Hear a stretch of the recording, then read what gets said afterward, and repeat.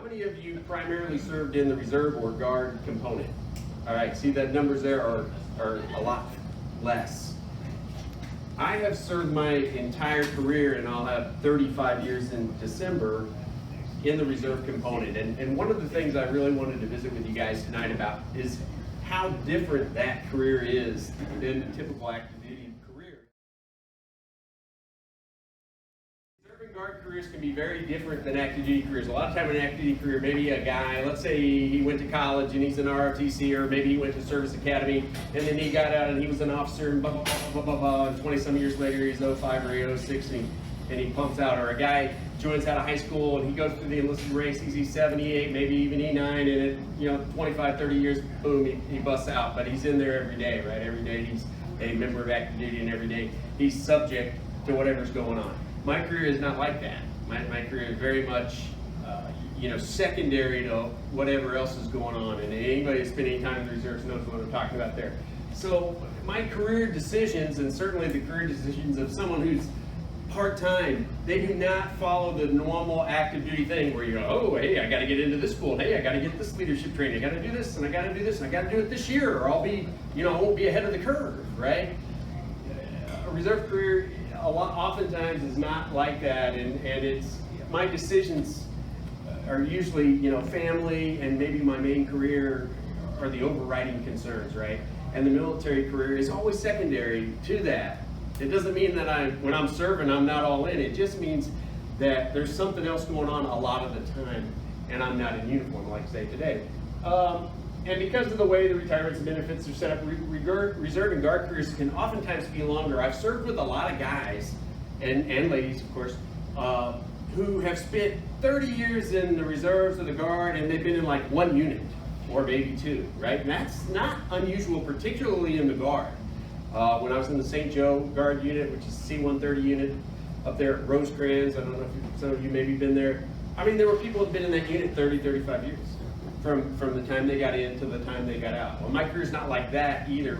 My unit choices, and because of the moves that I've made over the years, that's the one thing about my career that does reflect kind of like an active duty career, because I've been in a lot of different units over the years. But the decisions that you make are really not set up for that, because you're not just trying to get to the 20 and punch out and the next month you draw a retirement check. For me, if I leave tomorrow, I'll be 52 in October. If I leave tomorrow, it's still going to be several years before I would collect a check. And so then you start to make decisions based on longevity and how many.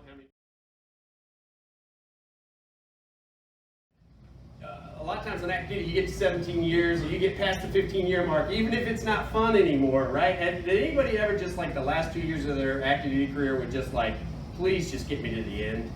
How many weeks do I got left? How many days do I got? Because there was going to be something right there at the end, the following month, right? And so permanently for the rest of your life. And for me, right, I spent 12 and a half years in the Army Reserve and attained the rank of E6, and then I went over to the Air Force. I'll talk about that a little bit, and then eventually I earned my commission about 20 years ago, and I've kind of meandered my way to 05.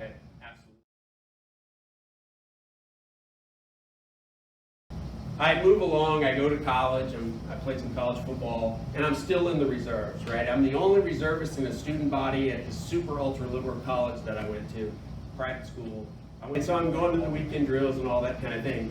And I just want to get my 6-year enlistment completed. That's going to end about the time I get out of college or shortly thereafter, and then I'm going to move on, right? Now I'm doing these supply logistics, and what's that I don't even like. I hated reserve duty the first 5 or 6 years I was in. And then about a year out, what they do is you meet with some guy, some chief warrant officer or some officer, and they try to retain you. It's called a retention interview. It's very clear that they want you to think about your career, and they're trying to retain you in the service because they've invested something in you. He says, why aren't you in public affairs? Because he knew I wasn't happy. He said, why aren't you in public affairs? And I go, again, I'm a 1 weekend a month, 2-week summer camp reservist, just in my unit doing this boring, dreadful supply mission that I can't stand. And I was like, what's public affairs? And he goes, they put that stupid newspaper out here every month. And so this guy saves my career. He arranges for me to have an interview with the commander of the Mobile Public Affairs Detachment, which is right there in Wichita, Kansas, where I'm doing drill by this time. And I was like, wow, I would really like to do this, and this is really in line with what I'm doing in my regular life. He literally saved my career because I was definitely getting out. A lot of you guys had kids. How many people deployed when they had children in the home? 0 to 18, right? It happens, right?